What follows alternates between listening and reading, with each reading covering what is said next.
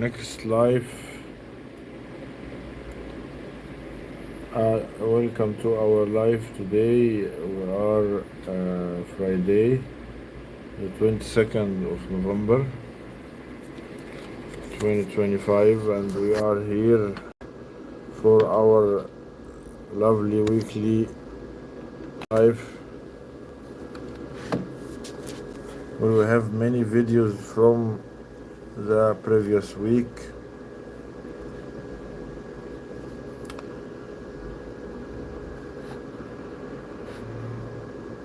We have many videos.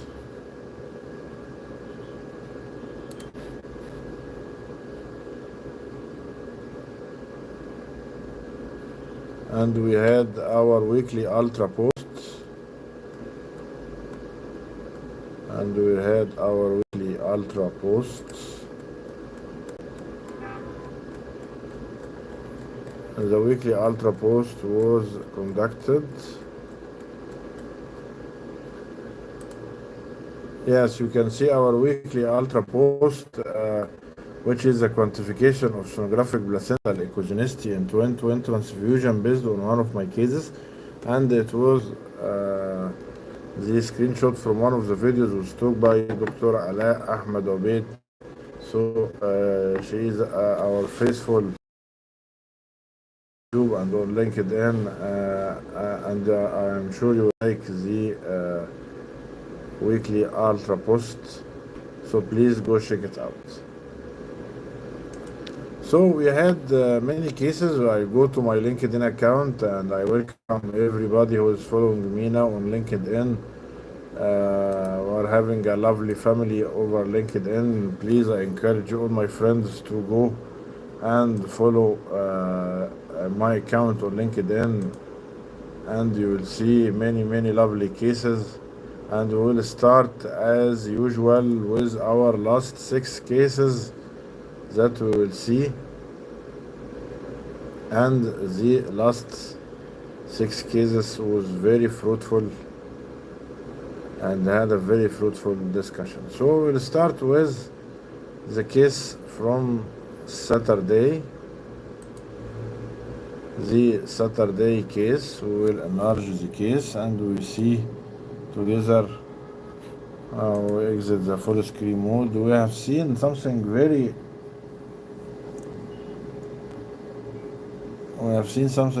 interesting in this case, which is a multicystic dysplastic kidney, as we have seen multicystic dysplastic kidney. But what is the structure that's attached beneath it and arising from it and reaching towards the bladder? And I guess that's forming a urethrocoel. So this case was confusing for me, and it was confusing because we have together seen double pathology, and the double pathology is very interesting. What is the double pathology that is seen here in this case? We are seeing multicystic dysplastic kidney. As usual, you see it you see it in many cases. It's a very common finding. You can see it in many cases. An enlarged kidney replaced with multiple cysts, non-functioning kidney. You know it's non-functioning kidney. But here, we have come across something very important. First, we see Dr. Noor answer here, seeing that she's seeing here a multicystic dysplastic kidney associated in this female fetus with a urethrocoel and a megaureter. And actually, yes, you have seen here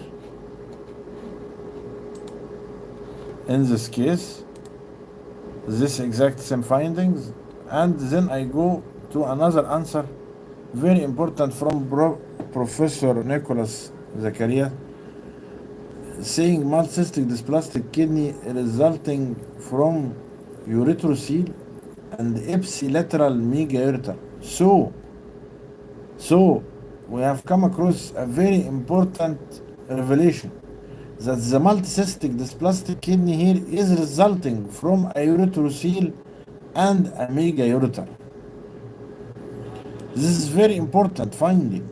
this is the main finding, and hereby I have seen a lovely article saying that the multicystic dysplastic kidney associated with ipsilateral urethrocoel, and the presence of the ipsilateral urethrocoel in this case sorry for inconvenience, and the presence of the urethrocoel here is the cause with subsequent megaureter, urinary tract obstruction, failure of union between, yes, that has resulted in a urethrocoel, and the urethrocoel is an obstructive urethrocoel that led to the multicystic dysplastic kidney, and this was a very, very useful revelation for me. Multicystic dysplastic kidney is frequently identified with a concomitant finding of ipsilateral urethrocoel. Whenever multicystic dysplastic kidney you will find, this is a note to me and you, whenever I'll find a multicystic dysplastic kidney, it could be associated with a urethrocoel. It could be associated with a urethrocoel.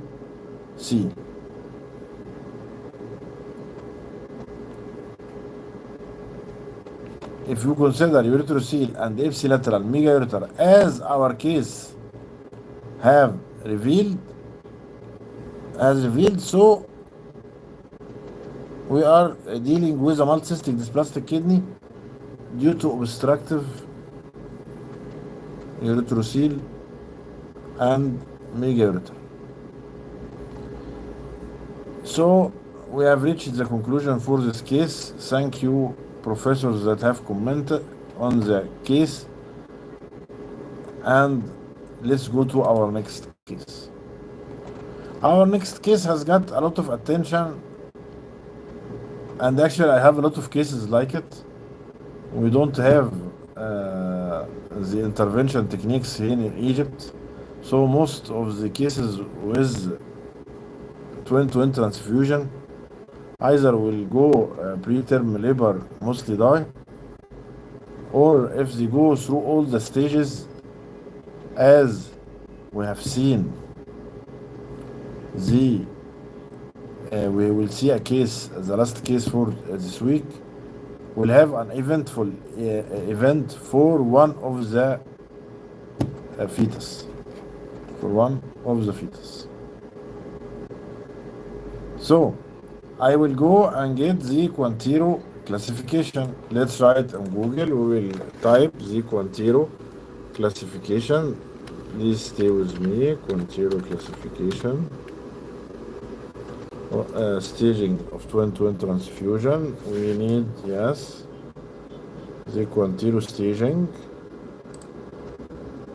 And here I have seen the Quantiro staging for twin transfusion, saying stage 1, stage 2, stage 3. Yes, we will get a more scientific one, say ultrasound, so we can get to the radiopedia.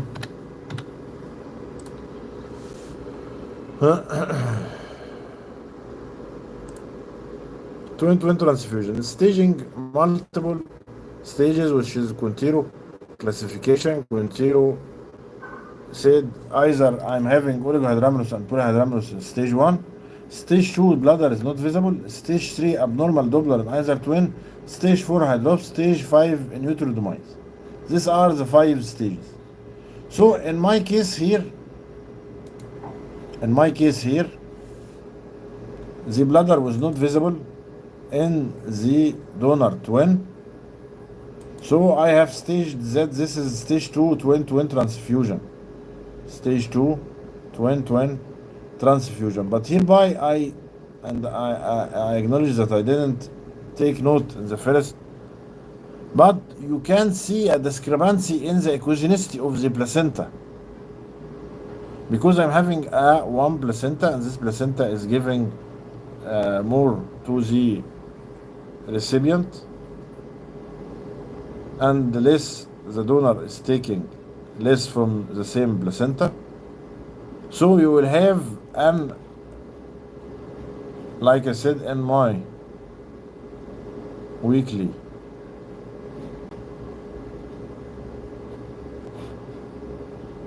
Yes, you will find here quantification of sonographic placental echogenicity in twin transfusion. Okay, so we go back. Here we have seen a lovely, many lovely comments,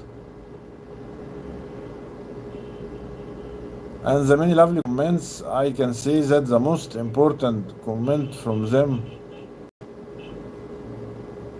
was this lovely picture from Dr. Ala Abed. Thank you. You can see here a difference in the placental echogenicity between both twins. Okay, let's go.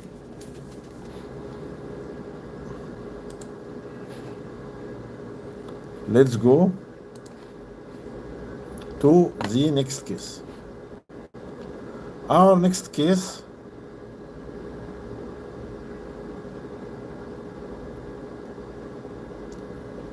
if you attended the live today, you will know that I never give a final conclusion for a case like this. I always tell the physician, this is a vesicular mole partial versus placental mesenchymal dysplasia, and I never give a definite conclusion. And actually, we have seen here a lovely answer from Dr. Noor. And the answer is how to differentiate between both of them, between the placental mesenchymal dysplasia and the partial vesicular mole. You can only confirm the diagnosis by histopathology, and this is the right answer that I'm looking for. You can never say which is which. Partial vesicular mole, or you are saying that this is a partial vesicular mole versus placental mesenchymal dysplasia, this versus that, and you will go in histopathology and you see after birth what will be the outcome. I'm having here a partial vesicular mole, as you can see here, and I have seen many comments, very good comments. One live twin and one hydatid mole, partial mole, or placental mesenchymal dysplasia. So you write this in the report. It's either partial vesicular mole versus placental mesenchymal dysplasia for MRI or further assessment. And I remember this case sent to MRI and the report came back with the same finding. Partial vesicular mole versus placental mesenchymal dysplasia, so it has added nothing more for the mother or the fetus or the physician. And we are waiting for the postnatal assessment. Postnatal assessment hopefully will be a good outcome for the mother and the fetus. Let's go back and have a lovely case.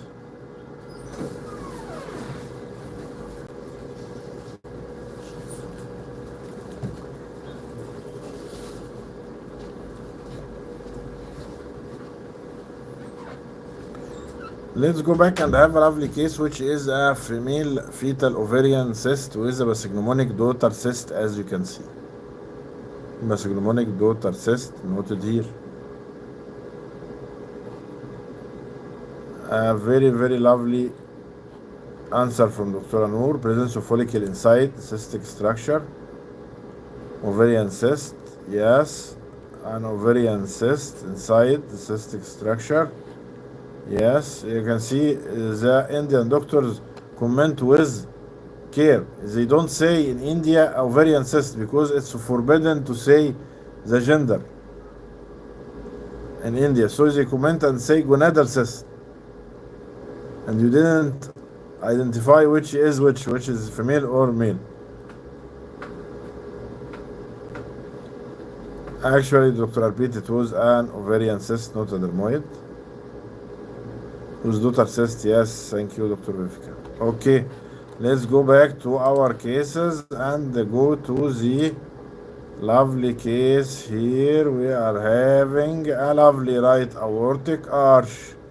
An abnormal course here of the aorta, the right aortic arch, abnormal course of the aortic arch. Instead of left aortic arch, as usual, you are having a right aortic arch. A right aortic arch versus double aortic. I only say it's right aortic arch versus double aortic arch. You will never be sure only after birth. So we are having a maneuver here in the prenatal, in the fetal ultrasound.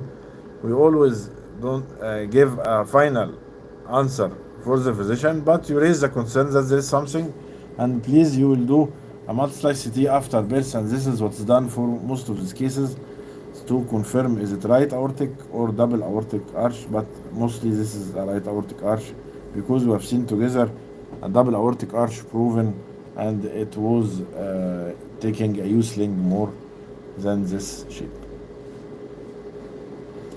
Okay, let's go to our final case, which is also about twin-twin transfusion. And at the beginning of the video, you can see that there is a Doppler change noted in one of the fetus, which is the donor. The donor is having an absent end diastolic flow. So there is Doppler change. When you go to continuous staging, if you are having an abnormal Doppler, it's stage 3. So you are having here a stage 3 twin-twin transfusion between the recipient and the donor. Stage 3 twin-twin transfusion. Continuous stage 3, bravo, my friend Dr. Nathaniel from Ethiopia. Thank you very much for all our attendance today. Please see our coming cases for the next week. I guess you will be benefited, and you can always see the previous lives from my YouTube channel.